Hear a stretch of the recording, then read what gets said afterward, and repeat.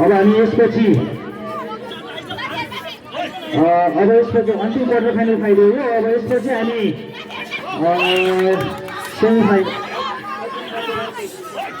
Semifinal फाइटहरू गराउँदैछु, जसमा महिला 50 केजी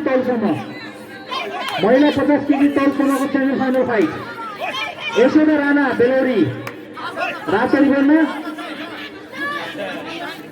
विमला बोहरा सेतो रिबनमा। पुरुष 40 केजी तौलसम्ममा यसपछिको भिडन्तको लागि रातो रिबनमा सुजल पुलामी नगर आइएफके र त्यसै गरी सेतो रिबनमा अग्रिम सापकोटा पुणेश्वर। कृपया तयारी गरेर बस्नु होला यसपछिको भिडन्तको लागि। जित्यो हो के भन्छ कहीँ दुखेछ बस्छ त।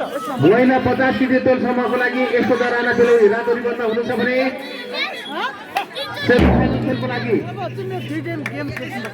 सेमिफाइनल खेलको लागि यशोदा राणा बेलौरी रातो रिबनमा हुनुहुन्छ भने विमला बोहरा बजाङ सेतो रिबनमा तयारी अवस्थामा बसिदिनु होला। यशोदा राणा बेलौरी